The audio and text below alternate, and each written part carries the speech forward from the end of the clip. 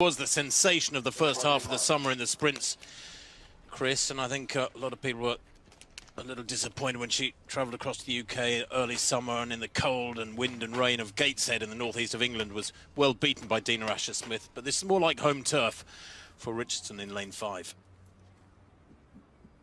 So a reminder, Fraser-Price in 4, Richardson in 5, Thompson Heirah, the double Olympic champion, in lane 6.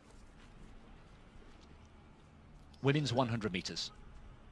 Away first time, this time, and Thompson Heirah into her running, fourth from left. Thompson Heirah also going very well. Shelly-Ann Fraser-Price, Richardson's nowhere. What a performance there. It's the fastest in the world this year, 10:54 the winning time. Thompson Heirah continues her form from Tokyo. What a statement, understated celebration.